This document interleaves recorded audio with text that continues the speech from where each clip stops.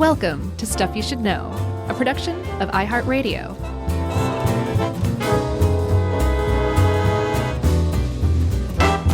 Hey, and welcome to the podcast. I'm Josh, and there's Chuck, and Jerry's here too.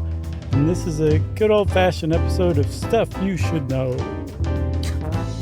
Dun, dun, dun, dun, dun, dun, dun, dun, dun, dun. Are you talking about the green goo? Yeah, I me't just hard not to think of Homer Simpson when you're talking about nuclear power at all. Yeah, and nuclear waste in particular, right? Yeah, like, that little rod flies right into his hood. Right.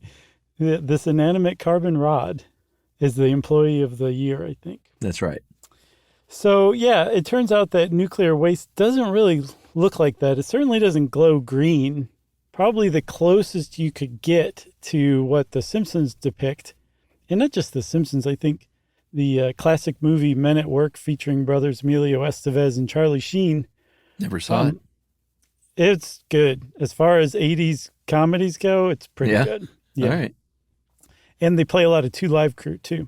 Oh, well, there you go. Because I think it takes place in Miami. I'm not sure. But the closest you can get to that, from what I can tell, is is sludge, toxic nuclear sludge that is described as having kind of a peanut buttery consistency, which is gross and dangerous, you know? Yeah, it's not a sandwich you want, unless you cut the crust off.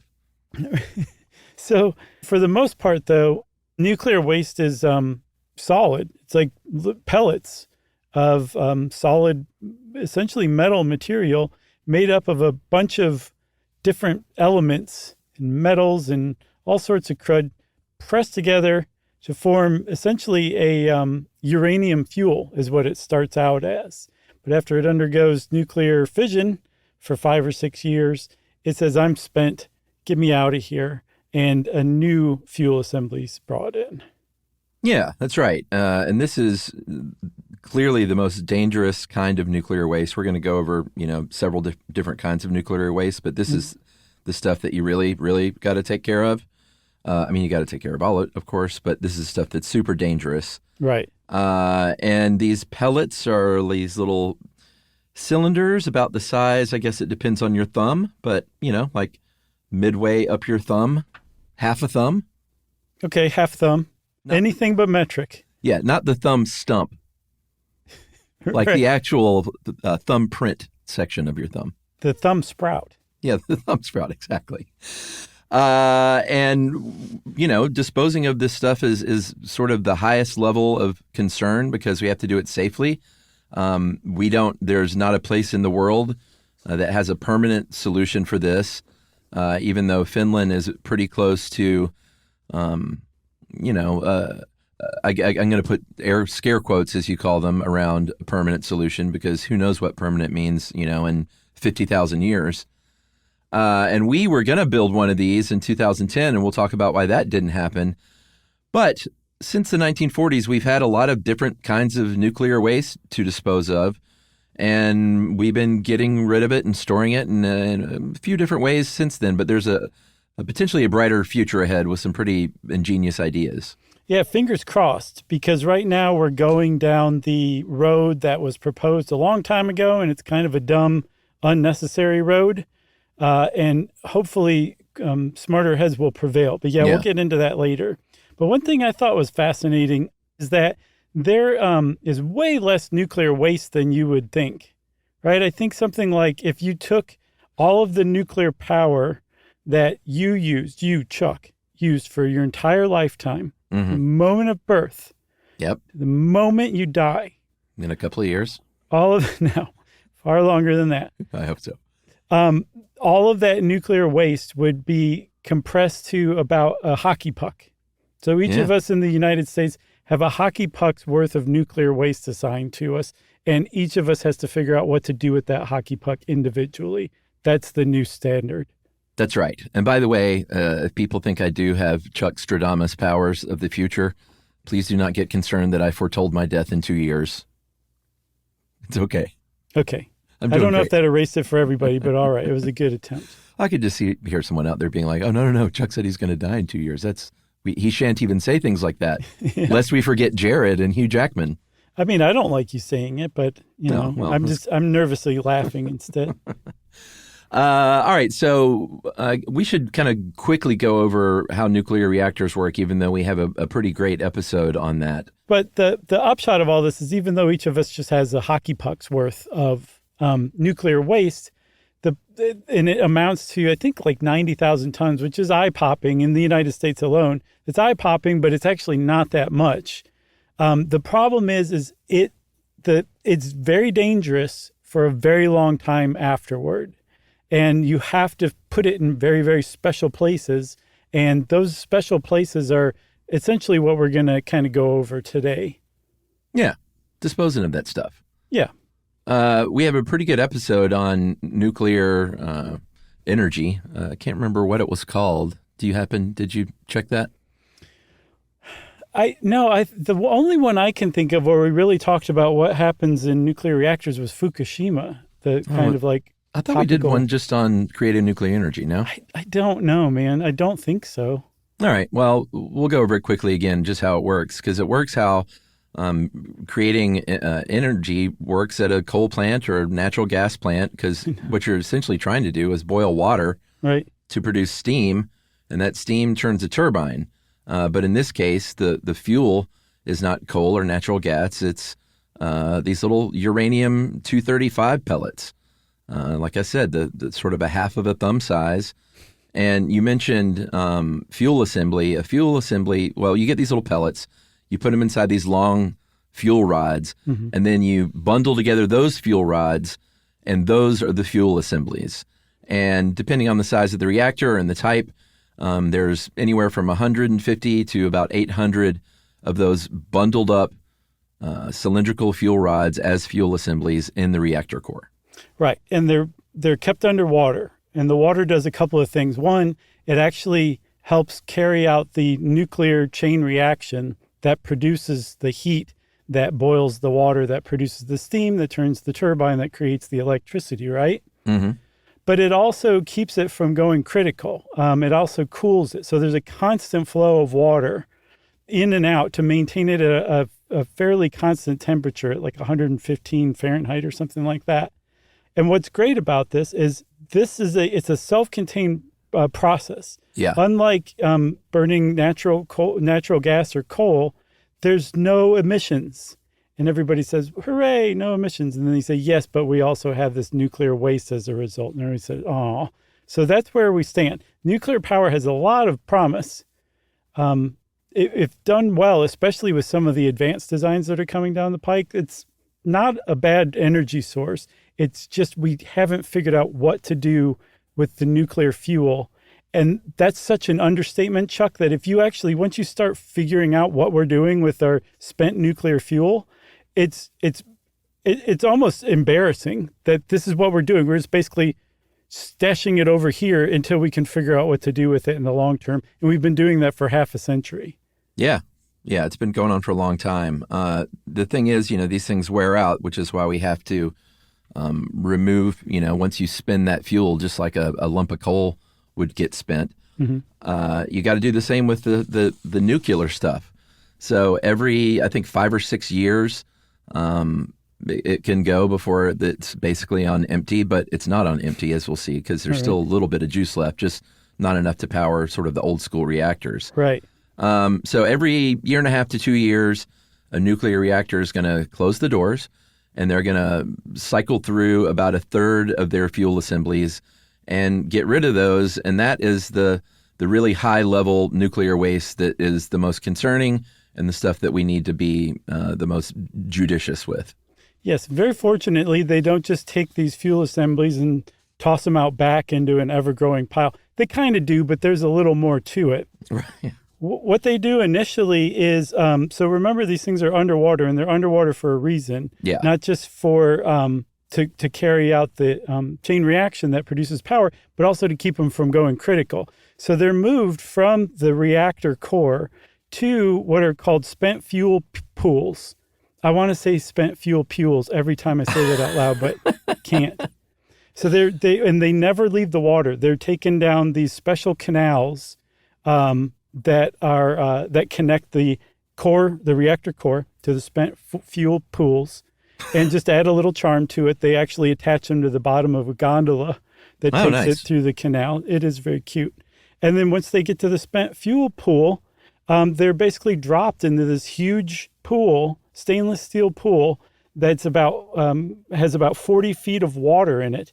And they're, I don't know, I think about 10 feet or so tall. So they sink down to the bottom. They've got 20, 30 feet of water over them. And they stay there for years because they're so hot and they're so radioactive. It would be insane to do anything else with them but basically put them in the pools and let them sit there for a while.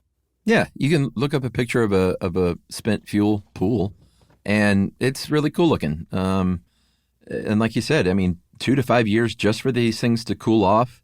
They decay a little bit as far as the radioactivity goes, but that's a process that for the most critical stuff that takes thousands of years. Mm-hmm. So it's really just a blip of radioactivity that decays in that 2 to 5 years. But what they're really doing is cooling that stuff down, because if they even pulled it out to transport it and didn't do so in a canal, it seems like it would just combust, right? Isn't that the idea? Yeah, a fuel assembly, especially a bunch of fuel assemblies exposed to air, would just produce so much heat that they would blow up. And when they blew up, remember, these are fairly recent spent fuel rods, they would release a lot of really bad stuff, like cesium-137. That spreads in the air very quickly. It settles into the environment very quickly. It enters the food chain, and it causes all sorts of problems when it enters the body. And it sticks around for a while. It's one of the big problems with nuclear waste. So you want to keep those spent fuel assemblies underwater for basically as long as you possibly can before you put them into basically dry dock. And this is where essentially what I was saying, where they just toss them out back. That's what they do, but they put them into something called a dry cask first. And it's a little more technical than just throwing it into a pile, but it's in principle roughly the same thing. That's very funny to me that you keep liking it to throwing it out back in a pile. Because that's what they're doing, man. Like these dry casks it goes from a pool to a dry cask on the same site.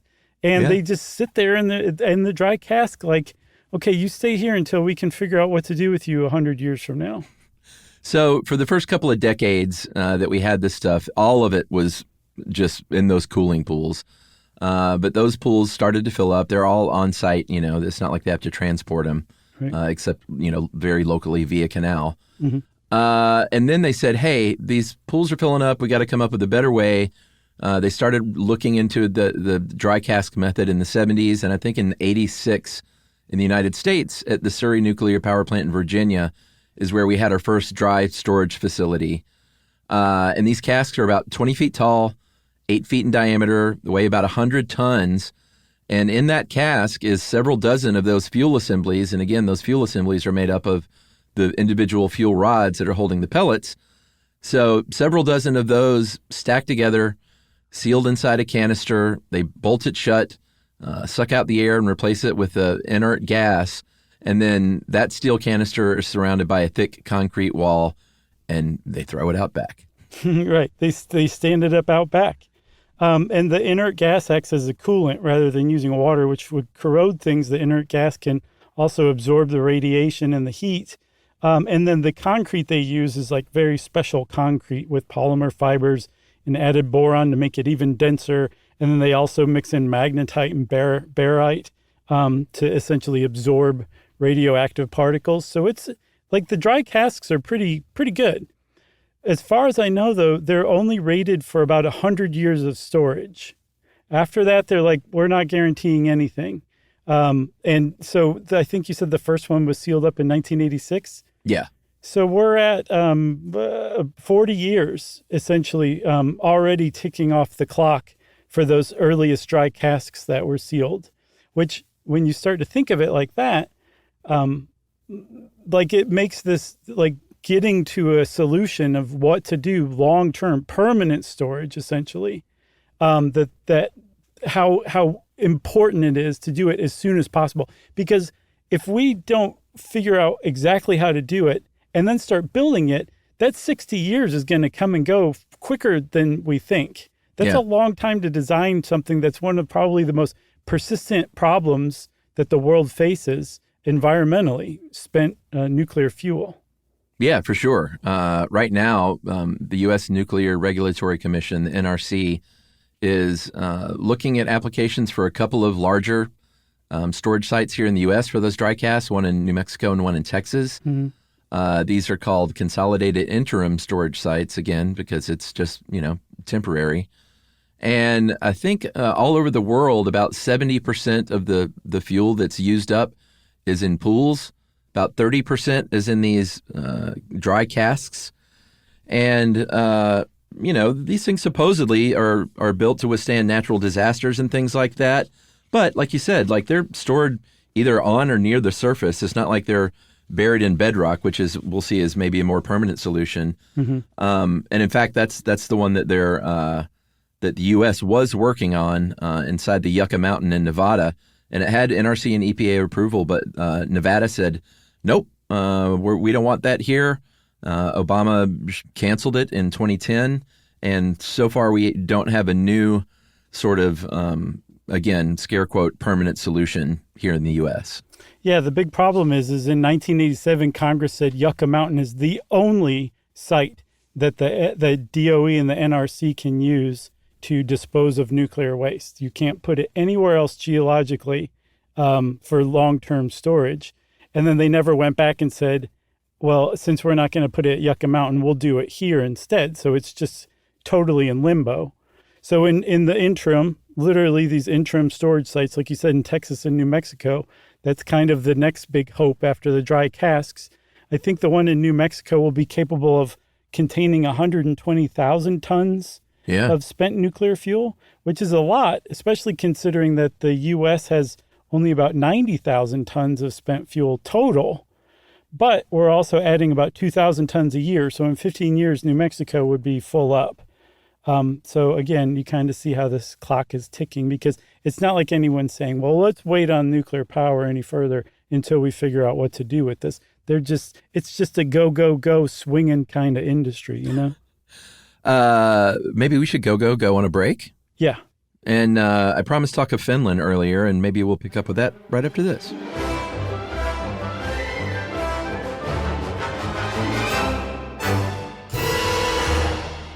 Learn some stuff with Joshua and Charles.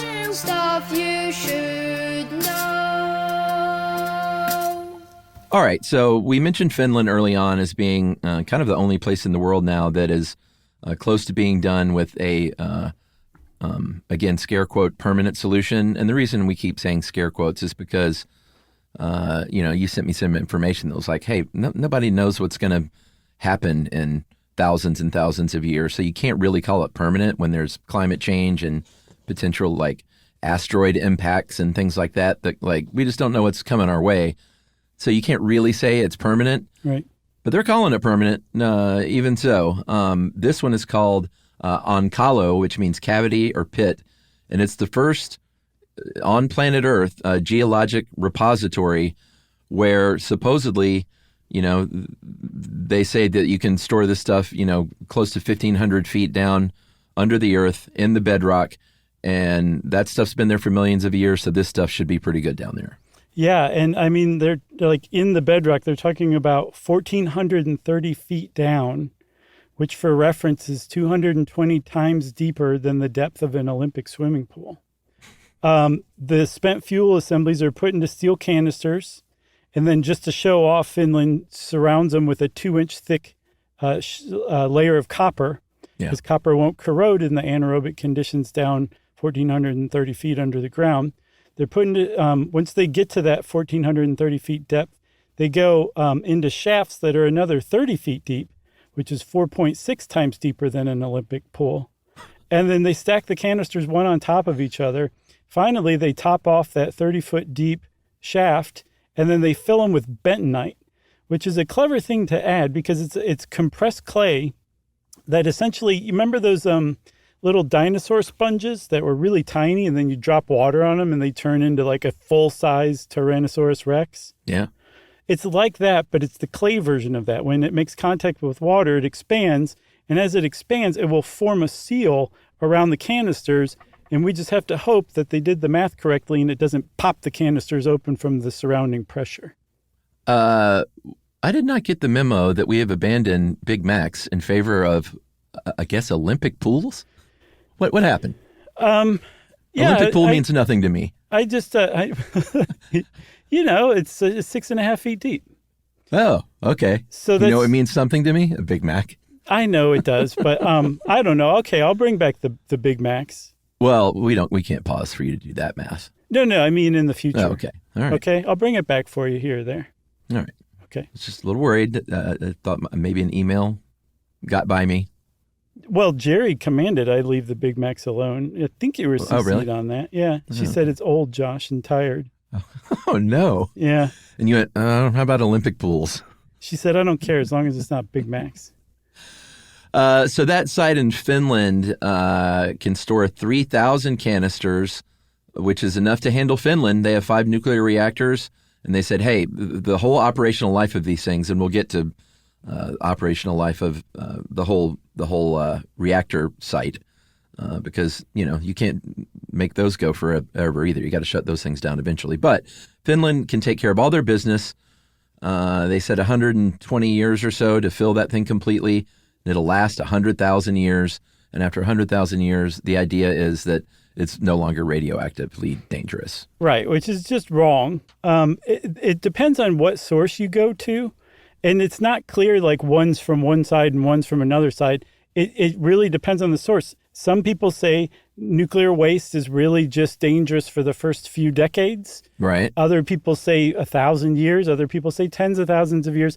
Other people point out that an isotope of uranium, I think 236 or 8, has a half-life of 4.5 billion years. Oh. So it depends on who you talk to, just how long the stuff is really toxic for. But it seems like the stuff that the people are most concerned of are things like iodine-129, right. Which has a half-life of 15 million years. It's not good. But then on the other hand, you have cesium-131, I think I mentioned earlier, that is really easy to get into the environment, so it causes a lot of problems. So does iodine-129. But it has a half-life of, I think, like 30 years. So and a lot of the worst stuff actually goes away while it's in those pools for the first few years. So it really kind of depends on what element or isotope you're worried about, whether it's safe after however many years or not, or if it ever will be safe under anything but geological deep time, Yeah, I wonder if they just said, I don't know, 100,000 years sounds like a long time. Just put that down. You get the impression on some of this that they are saying that because right. there like doesn't no one will seem, care. Like you would think that, this is some really studied science. So you would think there would be like figures bandied about everywhere. Like, oh, this is how long nuclear waste is dangerous for, and this is why. It's just all over the place. And that actually is a little bit unnerving. So I think if anything, you should err on the side of caution, which is, I think, what they're doing with the geological repositories, which essentially is saying, put it as deep in the earth as we possibly can, cover it up, walk away, dusting your hands off, and pretend that it never even happened.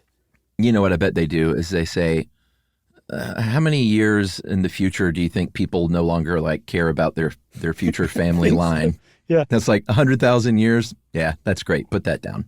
I think it was 100 and they just multiplied it by 1,000. All right, so we should talk a little bit about other kinds of nuclear waste. We were talking about the high-level waste. Again, the most problematic, obviously. That is just 3%, though, of total nuclear waste, but contributes 95% of the total radioactivity. More than 90% of nuclear waste is low-level, and this is stuff that, it might be like the protective clothes that you wore on site. It's got a little radioactive dust on it, maybe some tools, maybe some disposable materials. We have 4 locations in the U.S. for disposing of this low-level stuff, one in South Carolina, one in Washington State, one in Utah, and one in Texas. And this stuff is not nearly as problematic. It decays to safe levels in about, again, who knows for sure, but about 20 to 30 years. Well, I guess in that case, they can test it out at this point. But that's treated almost like a landfill. It's encased in concrete and covered with backfill. Yeah. So, yeah, we don't really have to worry too much about low-level waste, I think is the upshot of that, right? Yeah. There's also transuranic waste, which has incredibly long half-lives. And these are often called defense wastes because they are produced when we produce plutonium for nuclear weapons. So sometimes plutonium grabs onto some of the neutrons we bombard it with and says, oh, let me form some neptunium, which has a half-life of 2.14 million years. Yeah. Or how about some americium? Or plutonium-239 itself has a half-life of greater than 24,000 years. So this stuff is really, it's really dangerous, but at the same time, it also is really fissile, meaning it's ready to go. It's hit me with some more neutrons and let's split some more atoms so we can release some more energy. Yeah. So it's not necessarily a problem if we can figure out what to do with it. It's just that we haven't quite figured out how to use it yet. So in the meantime, it gets dropped into the waste isolation pilot plant. And for longtime listeners of the podcast, or those curious enough to go through the back catalog, which is really great, we did an episode on nuclear semiotics. Remember that? Oh, yeah. Which is essentially trying to figure out how to communicate with people 10,000 years in the future that the waste isolation pilot plant is really dangerous and to steer clear of it. That was probably one of my favorite all-time episodes. Yeah, for sure. And, I'm glad you mentioned that real quick. If we could just quickly say, we have many, many, many hundreds up to, how many episodes do we have? A couple of thousand? If you include the short stuff, it's coming up on like 2,300, I think.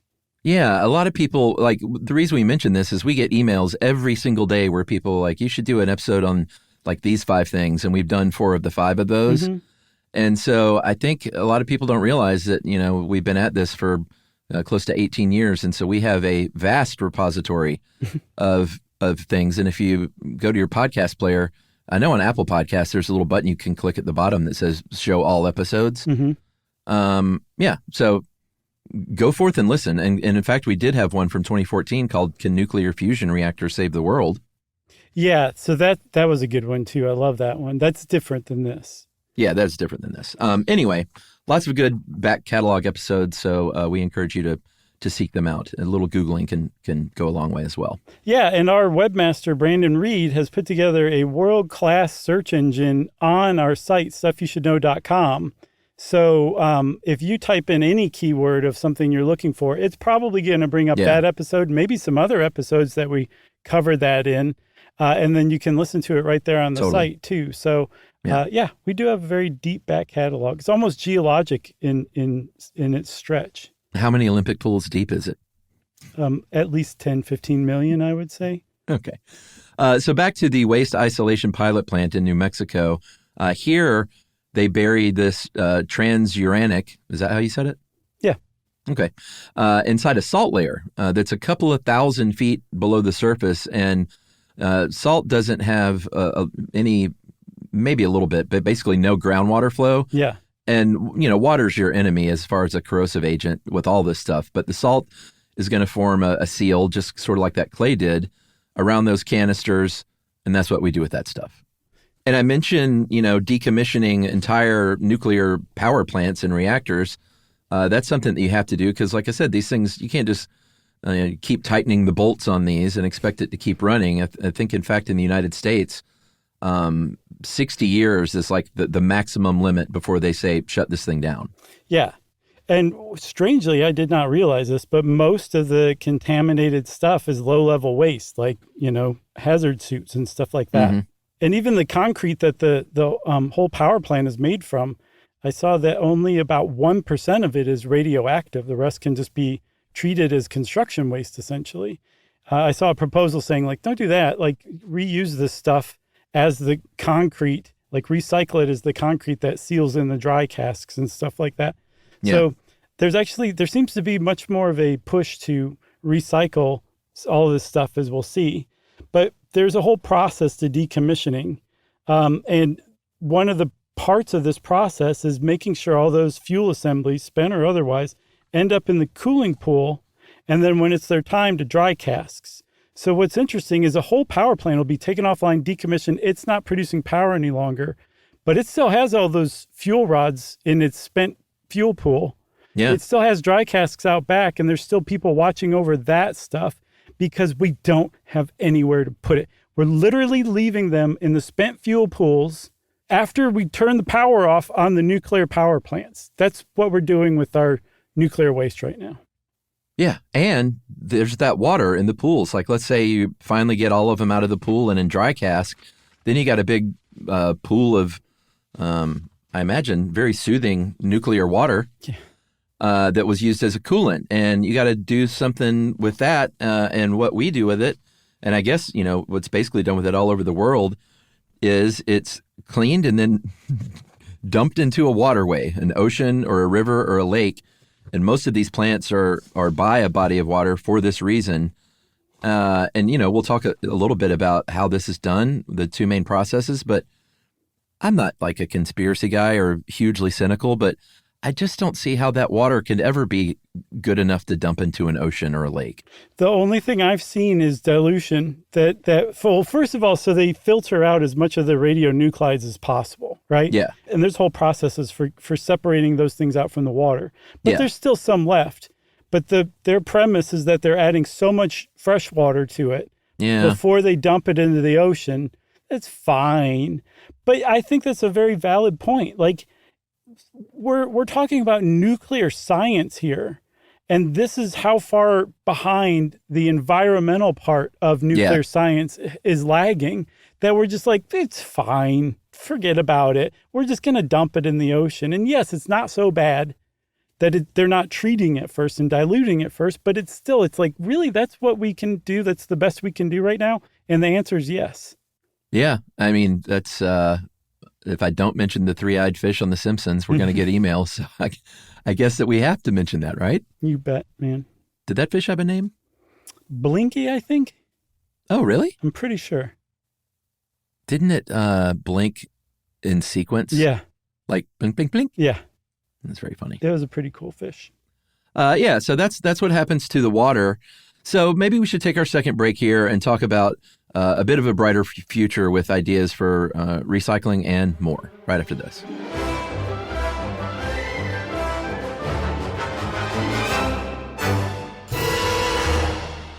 Learn some stuff with Joshua and Charles. Stuff you should know. Okay, Chuck. So I think I said that there's kind of a new spirit of recycling that's kind of starting to sweep the nuclear industry as far as environmental aspects are concerned, right? Yeah, like you can recycle this stuff. Yeah, because there's a couple of things. One is when a nuclear fuel rod is spent, it still has like a lot of energy left in it. It's just like you said, not enough energy to power an old school nuclear reactor. Yeah. So one solution is to develop more advanced reactors that can use those same things as fuel. They're just much more sensitive. Another thing is to take those and recycle them, like extract the usable stuff out of it, form new pellets, and just start the cycle again. And you're doing a couple of cool things here. One, you're taking out the most dangerous part of the radioactive nuclear waste and leaving behind far less dangerous waste that you still have to figure out what to do with, but it's not nearly as bad as the stuff that you took out of it. And then you're also reusing power that otherwise, under the current plans of just bury it and forget it, you're burying all of that energy. There's so much energy. There's a startup called Oklo, and they estimate that the unused spent fuel that we're talking about just burying thousands of feet under the ground could power the United States, the entire United States, for the next 150 years, just with the spent nuclear fuel we have right now. And the idea is to just bury it and forget about it. And it's so stupid that it actually could be considered a lucky break that Yucca Mountain didn't work out back in 2010. And it's in limbo because it bought time for people to come up with other ideas rather than just bury the stuff that's just such a total waste. Yeah. Oklo says they can recycle and reuse 94% of uranium in those spent fuel assemblies. And they're just one of 10 companies. I think they they got a license from the Department of Energy to build a recycling plant in Oak Ridge, Tennessee. Shout out to the boys. Sure. And they're one of 10 companies that the Department of Energy selected as part of their reactor pilot program to build these new reactors that can be powered by recycled uranium. So that seems like a great way forward. One of the concerns here is that, there is a security risk, even though like that stuff is, again, like you said, spent. If you can recycle it to use again, even in that small quantity of unspentness, you could also make a dirty bomb or something for that. So it needs to be pretty locked down. And the same fear, except even worse, is associated with extracting plutonium from spent nuclear fuel to use that, because that is the core of a nuclear weapon. And that's the kind of thing that a foreign country that doesn't have a nuclear program but really wants one has the resources to steal from some startup that is refining and extracting it in their facility in Tennessee. That's actually, from what I can tell, the number one obstacle to recycling nuclear waste, that security concern. Yeah. I mean, they could fix that, though. I guess. I mean, we keep our nuclear stockpile safe, or we have for this long, so why can't we apply some of that same security to these recycling plants? I don't understand. It just seems like that's a huge risk, but it's not something we can't figure out. Well, I feel like it'd probably have to be working in concert with the government and not just saying like, all right, Oklo, you got your security team. I see those people with the black Izods on. It's all good. Yeah. So one of the other things we should say, I think that people are kind of wary about, is that these startups that are talking about new ideas for nuclear power are typically doing it to get government buy-in to help fund them to build nuclear plants to power their AI. So these are like I think Oklo is backed by Sam Altman from OpenAI. Essentially, humanity would benefit as a side effect from new advanced designs for producing nuclear power with less waste. That'd be great. But the immediate intent by the people who are doing this is typically to produce cheaper power to power their increasingly massive artificial intelligences. That's, I think, makes some people wary, including me. Yeah. I mean, combining those businesses is a little it's a little worrisome. It is. And I can't let an opportunity pass to shout out If Anyone Builds It, Everyone Dies by Eliezer Yudkowsky and Nate Soares. It's so good, where they just lay out a very straightforward example of how AI could just get out of control and how we humans would be in big trouble. And yet it's not like they're AI haters. They're just basically saying, like, we're going at this at such a terrible pace, so recklessly, that we need to put the brakes on globally and figure out how to do it safely and then do it. And then humanity can benefit from it. So they're not like Luddites or anything like that. And they know what they're talking about. It's just a good book. Yeah. With how things are going these days, I could use a little pick-me-up. So maybe a little light reading. Maybe I'll start that. It is. Like, you could read it in a day, man. A very depressing day. It's good, though. It's really interesting, too, because it's also a peek inside the current state of the AI industry, too. Like, they're insiders. They know what's going on. All right. So I mentioned earlier these deep geological repositories that they've almost finished in Finland. Like, those aren't the best idea, because who knows what's going to happen long term here on planet Earth. Mm-hmm. But they're, extracting the most highly radioactive parts of this waste from everything else. Seems like that's headed toward like a pretty good solution. So they don't know quite what to do with it afterward. But one way of doing it is something called transmutation, right? Yeah, I thought this was kind of genius. So essentially, it's taking the extracted most radioactive parts of nuclear waste and tossing it into a particle accelerator and bombarding it with neutrons. Yeah. And by doing so, you actually either change them, a neutron knocks some proton or something off of one of these, off of each of these atoms, and converts it into something far less radioactive that might decay much more quickly, or they grab onto a neutron and they transform in that way and become something that might be much more stable, that isn't radioactive at all. And so you're taking the really radioactive stuff and you're degrading it really quickly in a particle accelerator. And if you do it correctly, I guess in principle, I think all of this is theoretical right now. Yeah. You could actually produce energy while you're doing this. So while you're getting rid of waste, you could be producing energy from the bombardment. I love this thought process. Another one that holds a lot of promise is actually glass and ceramics. Glass and ceramics can both trap those radionuclides that you were talking about, and for like a long period of time. And the idea is that you store this stuff in these like glass logs or ceramic logs, basically. Mm-hmm. Glass doesn't degrade very easily. Forms a very tight bond that's kind of like a force field that says nothing's getting in or getting out. It's a process called vitrification, but it's not just regular old glass. It's like, sort of heavy-duty nuclear containing glass. Yeah, and what's cool about it is the glass logs don't act as like container that you put waste in. You melt the glass-making minerals and the waste together, and it forms the glass log together. So like you're actually trapping the radioactive particles in glass, not inside glass, as part of glass. It's really genius. Yeah. I thought that was clear, but yeah, it's thanks for clearing that up. You're welcome. And you can also do the same thing with ceramics too, apparently. Yeah, ceramics work just as good. We can also recycle the fissile material. Mm-hmm. We're trying to, the goal there is to recover uranium and plutonium, the main fissile materials.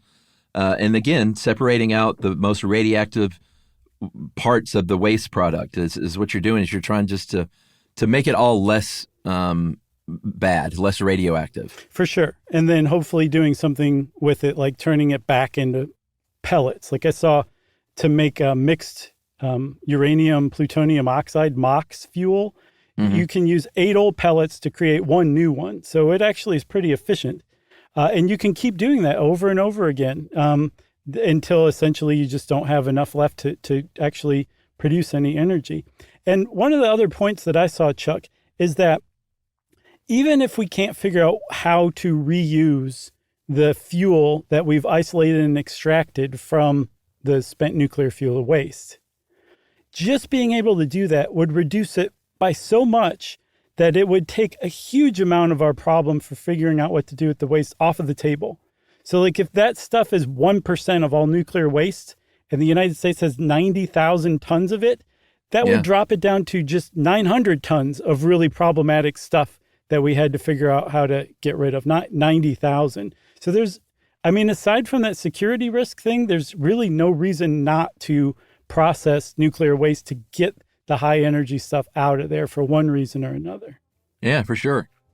I think that's it, man. Yeah. Go forth and recycle your uranium pellets in your home. That's right, Chuck. And since Chuck talked about recycling uranium pellets, obviously it's time for listener mail.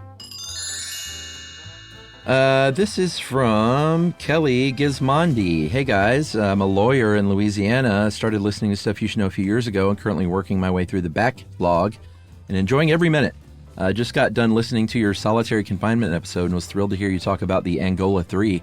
I have represented folks from Angola, and one of the most interesting stories from Angola that was recently published by Calvin Duncan, who was wrongfully convicted, by the way, is called The Jailhouse Lawyer, which is a deep dive into what life is like for inmate counsel. Wow.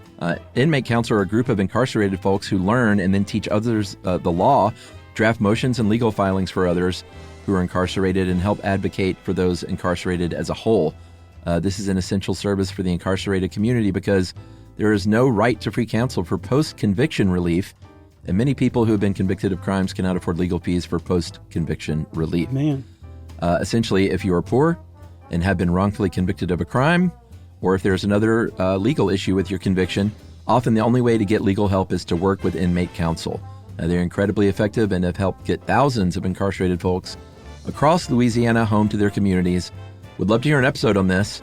Thanks for all you do for my brain. That is sincerely from Kelly Gismondi. And Kelly, that may be a good short stuff. There's not a ton out there, but I bet you we could find 15 minutes easy.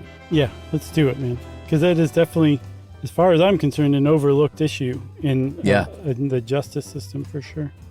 Yep. Well, God bless you, Kelly, for what you're doing, your work, helping people who may have gotten screwed over by the system.